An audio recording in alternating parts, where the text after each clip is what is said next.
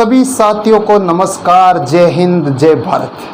अपन बात करते हैं हमारे जो मीठे पानी की झीलें चल रही टॉपिक जो राजस्थान की ज्योग्राफी में है, और झीलों में अपन ने कौन कौन सी पढ़ ली है। तो सभी मीठे पानी की चल रही थी। अपने पिछली क्लास में किसकी बात की? पिछली क्लास में अपने बात की थी भाई, एक तो अपने फतेह सागर पढ़ ली, स्वरूप सागर पढ़ ली, पिछोला झील पढ़ ली। इन झीलों के बारे तीन के बारे में पिछली क्लास में बात की।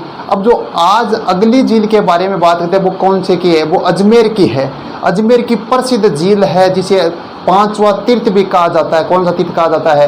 पांचवा तीर्थ कहा जाता है, कोंकण तीर्थ कहा जाता है। ब्रह्मा जी का मंदिर है, सावित्री माता का मंदिर है। उस झील के बारे में बात करते हैं। वो झील है कौन सी? नाम से ही पता चल रहा है कि अपन तो किस झील की बात कर रहे हैं, जो अर्धचंद्राकार आकृति में है। कौन सी आकृति में है? जो अर्धचंद्राकार आकृति में। वो झील कौन सी है? तो वो झील है पुष्कर झील। कौन सी झील है? पुष्कर झील। ये बात करें पुष्कर झील की। अब पुष्कर झील को अपन चकाचक पूरी किससे भर देते हैं? पानी से भर देते हैं पूरी पुष्कर झील को। किससे भर दिया? पानी से। ये इसमें पानी पानी है। ये हो गई हमारी पुष्कर झील। अब इस पुष्कर झील के बारे में पूरी के पढ़ते पूरी। अब इसकी आकृति से पता चलता है कि आकृति कैसी है इस झील की। तो इसकी देखो आकृति की बात करें अपन, भाई आकृति है कैसी? तो आकृति इसकी अर्धचंद्राकार है। अर्धचंद्राकार आकृति हो गई, अर्धचंद्राकार। ठीक है। अब बात करते कि जो झील है कौन सी झील? पुष्कर झील है। तो इस झील का निर्माण कैसे हुआ था? इस झील के बारे में अनेकों दंत कहानियां प्रसिद्ध है, बहुत कहानियां है। तो पहली कहानी क्या है? पहली कहानी की बात करें जो ये पुष्कर झील है, तो कहा जाता है कि भगवान जो ब्रह्मा है कि ब्रह्मा के हाथ से क्या गिरा? पुष्प गिरा। ब्रह्मा के हाथ से कौन सा पुष्प गिरा? कि इनके हाथ से क्या गिरता है? ब्रह्मा जी के हाथ से, यानी जो ब्रह्मा जी है इनके हाथ से क्या गिरा? पुष्प गिरा। पुष्प गिरने से इस झील का क्या हो गया? निर्माण हो गया। पुष्प होगा कि पहाड़ जितना लंबा, तो गिरने से क्या हो गया? गड्ढा पड़ गया, और गड्ढा पड़ने से कौन सी झील बन गई? पुष्कर झील बन गई। एक कहानी तो ये मिलती है। दूसरी कहानी की बात करें तो दूसरी मिलती है कि जो ये पुष्कर झील है, इस झील का निर्माण कौन से ब्राह्मणों ने कराया? तो पुष्करना ब्राह्मणों ने कराया। किसने कराया? पुष्करना ब्राह्मणों ने करवाया। कि जो ये पुष्कर झील है, इसका झील का निर्माण किसने करवाया? पुष्करना ब्राह्मणों ने कराया। यानी झील को वापस लिखने की जरूरत है ही नहीं। तो अपन का जो रजिस्टर है, रजिस्टर में भी हाथों हाथ छाप लेंगे तो सोने पर भी क्या हो जाएगा? सुहागा हो जाएगा। सोने पर सुहागा हो जाएगा। इसलिए अपन को रजिस्टर में ऐसा चित्र बनाना है जैसे कि ऐसे छाप देना कि तुरंत याद आ जाए, वापस पढ़े तो रिवीजन करने में ज़्यादा दिक्कत नहीं हो हमारे, और हमें तुरंत हमारी खोपड़ी में क्या हो जाए? सेट हो जाए। तो इसके लिए पहली कहानी क्या है? पहली कहानी ये है कि जो पुष्कर झील है, इस झील से क्या भगवान जो ब्रह्मा है उनके हाथ से क्या गिरा? पुष्प गिरा। पुष्प नीचे जैसे गिरा और गिरते कौन सी झील का निर्माण हो गया? पुष्कर झील का निर्माण हो गया। दूसरी कहानी मिलती है कि इस झील का निर्माण कौन से ब्राह्मणों ने कराया? भाई पुष्करना ब्राह्मणों ने कराया। इस कारण इसका नाम क्या बन गया? पुष्कर पड़ गया। यानी पुष्कर यह नाम में पता चल रहा है कि कौन से ब्राह्मण है? पुष्करना ब्राह्मण है। पुष्करण ब्राह्मणों ने कराया, इस कारण इसका नाम क्या पड़ गया? पुष्कर झील पड़ गया। लेकिन सबसे सटीक आंसर क्या है? ये तो क्या है? दंत कहानियां है। हो भी सकता है, नहीं भी हो सकता है, लेकिन अपन ने जो लिखा अपन को तो पढ़ना पड़ेगा, हो या ना हो। लेकिन जो सबसे प्रचलित कौन सी है? प्रचलित की बात करें तो इस झील का निर्माण कैसी? ये झील है कैसी? तो अपने कहा कि ज्योग्राफी की भाषा में देखी जाए तो ये झील क्या है? प्राकृतिक झील है। प्राकृतिक झील कैसे है? कि अपने कला जैसे अपने झीलें शुरुआती में मैंने एक तो कैरेक्टर बताया था आपको, एक कौन सा डेरा बताया? काल डेरा बताया। कौन सा डेरा बताया? काल डेरा बताया। तो ये जो काल डेरा का एग्जाम्पल है ये झील, कौन सी झील? पुष्कर झील। ये तो कुछ सामान्य सी बातें हैं, यहाँ से प्रश्न बनने की कोई ज़्यादा संभावना है नहीं। ये प्रश्न बन सकता है कि ये झील कौन सी है? तो ये कौन सी झील है? ये तो प्राकृतिक झील है। यहाँ से कोई प्रश्न नहीं बनेगा, ये तो कहानी है। अब प्रश्न कहाँ से बनेगा? तो प्रश्न यहाँ से बनेगा जो पुष्कर झील है। ठीक है, बात करते हैं पुष्कर झील की। तो इस पुष्कर झील के पास में एक यहाँ क्या बना हुआ है? मंदिर बना हुआ है। जो ये पुष्कर झील है, पुष्कर झील के पास क्या बना हुआ है? मंदिर बना हुआ है। मंदिर किसका है? मंदिर तो ब्रह्मा जी का है। ब्रह्मा मंदिर। ठीक है, ब्रह्मा जी का क्या है? यह मंदिर बना हुआ है। ब्रह्मा जी का क्या पूरा एक ही मंदिर है? अपन ने बात करते हैं कि भाई एकमात्र जो ब्रह्मा मंदिर है वो कहाँ बना हुआ है? वो पुष्कर झील में बना हुआ है। लेकिन क्या एकमात्र ही है क्या ब्रह्मा मंदिर? और मंदिर नहीं है क्या? और है, और भी है, और दो मंदिर और आते हैं। एक तो आता है आसोतरा में, कहाँ आता है? एक तो आसोतरा में ब्रह्मा जी का मंदिर है, और दूसरा कहाँ है? दूसरा छींच, कहाँ है? छींच में है। एक तो आसोतरा में है और दूसरा कहाँ है? छींच में। लेकिन हमारा प्रश्न ऐसे आए कि एकमात्र ब्रह्मा मंदिर कहाँ है, तो अपन को टिक कहाँ लगा देना है? पुष्कर अजमेर पे टिक लगा देना। एकमात्र आए तो ब्रह्मा मंदिर पुष्कर अजमेर हो गया, और कहीं ब्रह्मा मंदिर नाम ही नहीं आए पुष्कर का, और इनमें से कहीं दोनों में से एक आ जाए, ये इनके अलावा कोई और आ जाए, इनमें से कोई एक नाम आदे उठा दे आपको, तो आपको तुरंत ही क्या ठोक देना है? आंख मीच के आंसर पे टिक ठोक देना है। तो ये हो गया ब्रह्मा मंदिर। अब बताओ, ब्रह्मा जी का मंदिर आ रहा है तो इनकी पत्नी का मंदिर आएगा कि नहीं आएगा? पत्नी का मंदिर भी आएगा, और इनकी जो पत्नी का मंदिर है वो कहाँ है?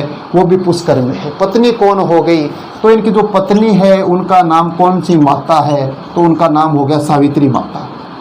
सावित्री माता, यानी एक तो हो गया पुष्कर मंदिर। ब्रह्मा मंदिर कहाँ है? पुष्कर झील में है। और जो सावित्री माता का मंदिर है वो भी कौन सी झील पर है? वो ही पुष्कर झील पर है। अब देखो, सावित्री माता का नाम देखो कितना अक्षर का, 1 2 3, सावित्री, ठीक है, 3 अक्षर का नाम है। लास्ट में भी क्या आ रहा है? त्रि आ रहा है। त्रि का मतलब क्या होता है? 3 होता है। तो अपन यहाँ लिख सकते हैं कि राजस्थान का तीसरा रोपवे यहाँ क्या किया गया है? स्थापित किया गया है। कि यहाँ राजस्थान का तीसरा, राजस्थान का 3rd रोपवे, तीसरा रोपवे स्थापित किया गया है, स्थापित किया गया है। ठीक है, सीधा सीधा हो गया भाई। राजस्थान का तीसरा रोपवे कहाँ स्थापित किया गया है? तो वो सावित्री माता का मंदिर पुष्कर अजमेर में स्थापित किया गया है। यहाँ तक तो सब ठीक है, लेकिन ये रोपवे होता क्या है? रोपवे कब से चला रहे हो? तो ये रोपवे है क्या? रोपवे की बात करें कि मान लीजिए कि एक पहाड़ी यहाँ है, एक पहाड़ी यहाँ है, इस पहाड़ी के बीच में कुछ एक उड़न खटोरा सी लगाया जाता है, उसके अंदर से क्या जाते हैं? यात्री जाते हैं, उसके अंदर से भ्रमण करते हैं, वही क्या है? रोपवे है। क्या हो गया? रोपवे हो गया। क्या राजस्थान में तीसरा रोपवे आया है क्या? सीधा कोई पहला दूसरा कोई ये नहीं आया क्या? सीधा ही क्या तीसरा ही आ गया क्या? तो पहला कहाँ है, दूसरा कहाँ है, या के केवल एक अपन को तीसरा ही पढ़ना है? भाई अशोक गहलोत सरकार ने कह दिया भाई तीसरा ही पढ़ना है आपको और दूसरा नहीं पढ़ना है। सरकार ने किसी ने नहीं कहा है, अपन को दोनों पढ़ने, दो और कौन से है वो भी बात करते हैं। भाई राजस्थान का जो पहला रोपवे, ये तो हो गया तीसरा रोपवे। अब यदि रोपवे की बात करें, रोपवे तो पहला रोपवे कहाँ है? तो पहला रोपवे है सुधा माता। सुधा माता कहाँ है? जालोर में है। तो पहला रोपवे कहाँ है? सुधा माता मंदिर। सुधा माता का मंदिर कहाँ है? तो ये तो जालोर में है, जालोर में है। एक तो हो गया सुधा माता के मंदिर में, और दूसरा कहाँ है? दूसरा हो गया करणी माता मंदिर। करणी माता मंदिर, ये करणी माता का मंदिर कहाँ है? तो ये हो गया उदयपुर में। कौन से पुर में हो गया? उदयपुर में हो गया। ये हो गया करणी माता के, पहला हो गया सुधा माता का मंदिर में, दूसरा हो गया करणी माता के मंदिर में, और तीसरा कहाँ हो गया? सावित्री माता के मंदिर में। ये हो गया रोपवे हमारे। ठीक है, अब रोपवे भी हो गया कंप्लीट। अब जैसे और आगे बात करें झील के बारे में, तो इस झील का उपनाम क्या है? भाई पुष्कर झील की बात करें तो इस झील का उपनाम ही तो होगा कुछ ना कुछ। तो यदि इस झील के उपनाम की बात करें, भाई दूसरे के नामों से पुकारा जाता है, तो इस झील को तीर्थों का मामा कहते हैं। कौन सा मामा कहते हैं? इस झील को क्या कहते हैं? तीर्थों का मामा। तीर्थों का मामा कहते। मामा बड़ा होता है। अब बात बताओ कि तीर्थों का मामा आ रहा है तो भांजा आएगा कि नहीं आएगा रे? अरे भांजा भी आएगा। यदि मामा आ रहा है तो भांजा भी आएगा, और भाणु भी आएगा, तो भाणो भी आएगा। तो तीर्थों का भांजा कहाँ है? तीर्थों का भांजा मत्स्यकुंड है। कौन से कुंड में है? मत्स्यकुंड में है। ये एक ही मात्र तीर्थों का भांजा तो कौन सी झील में? पुष्कर झील में हो गया। और तीर्थों का जो भांजा है वो कहाँ है? वो तो मत्स्यकुंड धाम धौलपुर में है। कौन से पुर में है? धौलपुर में। मत्स्यकुंड धाम में है। अब बताओ, मामा आ रहा है, भांजा आ रहा है, तो भानु के साथ नानी आएगी कि नहीं आएगी रे? नानी भी आएगी। अब भानु कह रहा है कि मामा मैं आज तुम्हारे साथ कहाँ चलूँगा? नानी के चलूँगा। तो नानी आएगी कि नहीं आएगी? नानी भी आएगी। तो जो तीर्थों की नानी है वो कहाँ है? तीर्थों की नानी, तो तीर्थों की नानी कौन सी यानी हो गई? देवयानी हो गई। देवयानी सांबर, देवयानी सांबर हो गई। सबसे पहले बात की बर्मा मंदिर, एकमात्र बर्मा मंदिर पुष्कर अजमेर में है। इसके अलावा बर्मा मंदिर की बात करें तो आसोतरा में हो गया, दूसरा कौन से चम में हो गया? छींच में हो गया। कहाँ हो गया? छींच में हो गया। इसके बाद यदि वर्मा जी आ रहा है तो इनकी पत्नी आएगी कि नहीं आएगी? पत्नी भी आएगी। और पत्नी कौन है? सावित्री माता है। सावित्री माता का भी मंदिर कहाँ है? पुष्कर अजमेर में है। कौन से अजमेर में है? पुष्कर अजमेर में है। सावित्री माता के मंदिर में राजस्थान का तीसरा रोप वे स्थापित किया गया है। तो पहला सुधा माता हो गया, दूसरा कहाँ हो गया? करणी माता हो गया। दूसरा कौन सी माता हो गया? करणी माता हो गया। इसके अलावा बात करें तो जो इसी उपनाम की बात करें इस झील का, तो इसे तीर्थों का क्या कहते हैं? मामा कहते हैं। कौन सी झील को? पुष्कर झील को। का भांजा किसे कहते हैं? तीर्थों का मामा तो हमारे पुष्कर झील को कहते हैं। अब मामा आ रहा है तो भांजा आएगा कि नहीं आएगा? भांजा भी आएगा। और भांजा का मचकुंड धाम धौलपुर हो गया। तीर्थों की नानी देवयानी सांबर हो गई।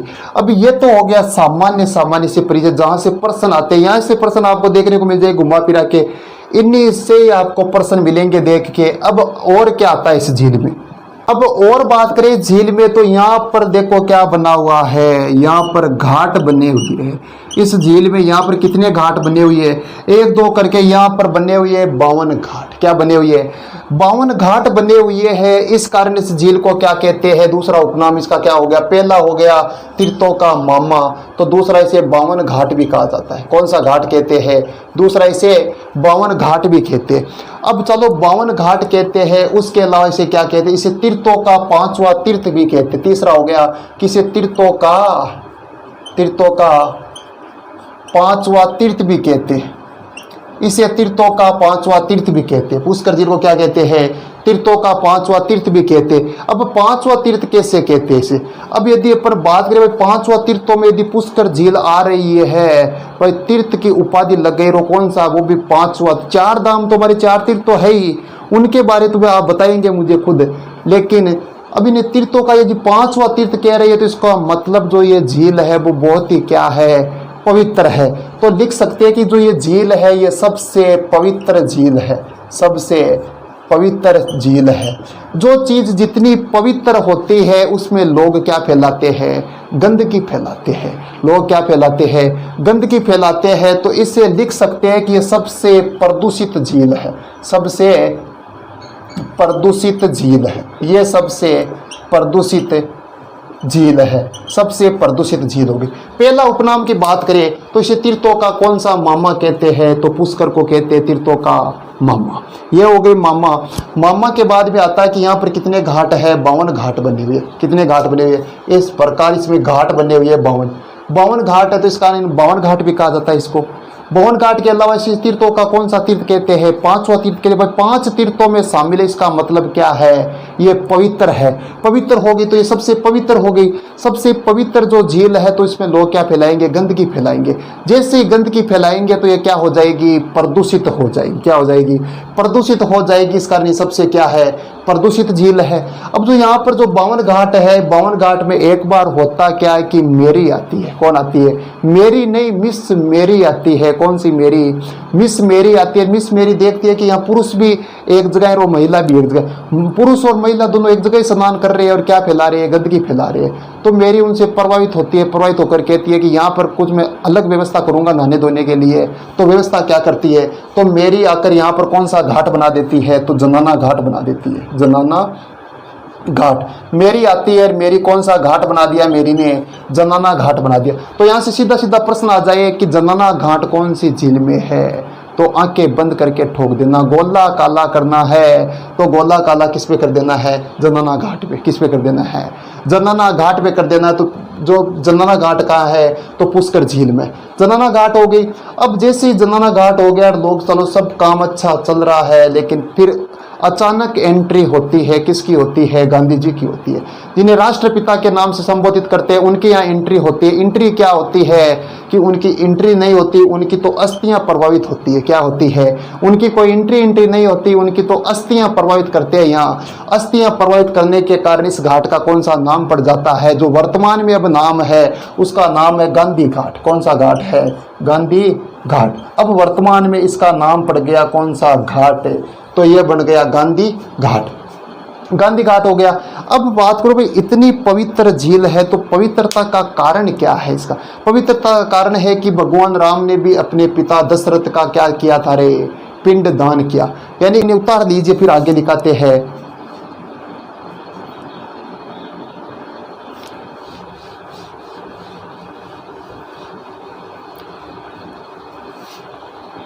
अब जो भगवान राम है कि भगवान राम ने पिता दशरथ का पिता दशरथ का पिंड दान किया, पिंड दान किया। पहला पॉइंट हो गया कि भगवान राम ने भी पिता दशरथ का क्या कर दिया? पिंड दान कर दिया। दूसरा पॉइंट की बात करें तो भाई दूसरा पॉइंट क्या है? तो दूसरा पॉइंट है कि गुरु गोविंद सिंह जी ने, गुरु गोविंद सिंह ने इसी झील के किनारे गुरु पाठ का क्या किया? गुरु ग्रंथ का पाठ किया। गुरु ग्रंथ का क्या कर दिया? पाठ किया। गुरु ग्रंथ का पाठ किया। भगवान राम ने तो पिता दशरथ का क्या कर दिया? पिंडदान कर दिया। और गुरु ने भी क्या कर दिया? गुरु ग्रंथ का पाठ किया। इस कारण ये पवित्र हो गई। और क्या किया? यहां पर जो कालिदास है, कालिदास ने क्या लिखा? अभिज्ञान शकुंतलम लिखा। अभिज्ञान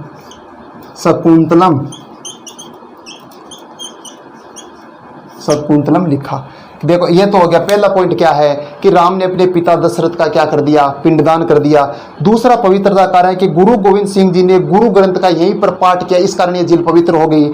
अगला आता है कि जो कालिदास है, कालिदास ने कौन सा लिखा? यहाँ अभिज्ञान शकुंतलम लिखा। ये हो गया सामान्य परिचय। अब और क्या आता है कि अपन ने कहा कि भाई तीर्थों की, इसे तीर्थों का मामा कहते हैं, तीर्थों का पांचवा तीर्थ कहते हैं, सबसे पवित्र नदी है। तो ये जो पांचवा तीर्थ तो है, लेकिन 4 तीर्थ किसी को पता है कि 4 तीर्थ कौन से है? तो 4 तीर्थों की बात करें, 4 तीर्थ है कौन कौन से वो, तो वो एक बार 4 तीर्थों के बारे में लिख देता हूं मैं।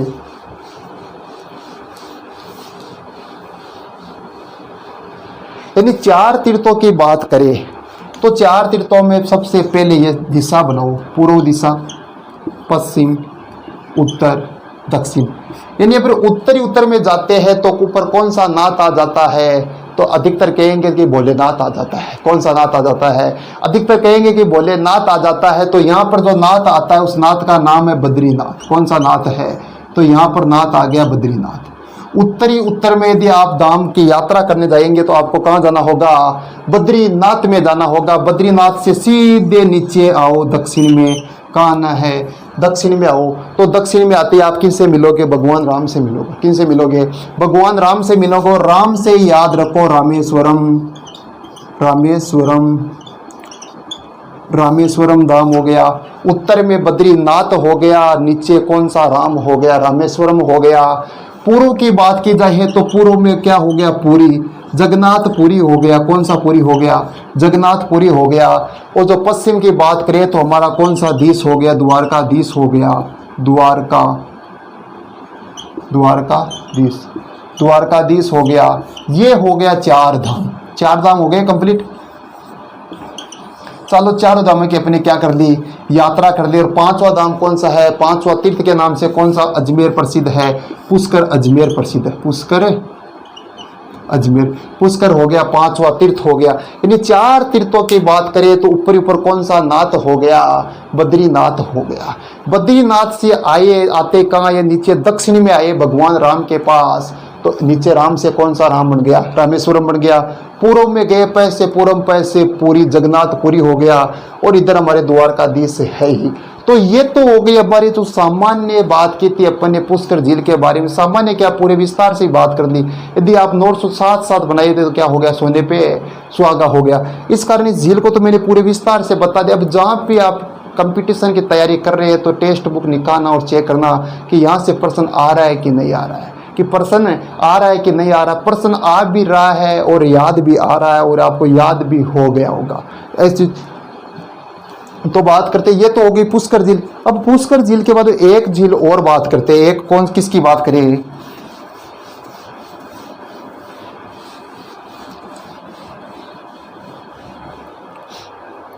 पुष्कर झील के बाद में एक झील और पड़ते हैं, उस झील का नाम कौन सा सागर है? उदय सागर है। उदय सागर है। जो उदय सागर झील है, इस झील का निर्माण किसने कराया? उदय से नाम से पता चल रहा है, पर उदय सिंह ने कराया होगा। किसने कराया है? उदय सिंह ने इस झील का निर्माण करवाया। उदय सिंह ने झील का क्या करवा दिया? निर्माण करा दिया। 1559 में करवा दिया। कब करा दिया? 1559 में करा दिया। ये हो गई उदय सागर झील। अब देखो, झील पुष्कर झील पढ़ ली, एक उदय सागर झील पढ़ ली। अब यहाँ तक के जो झीलों बताई है मैंने, यहाँ तक की जानकारी आपके सीधे के सीधे कौन से सेट हो गई होगी? खोपड़े में सेट हो गई होगी।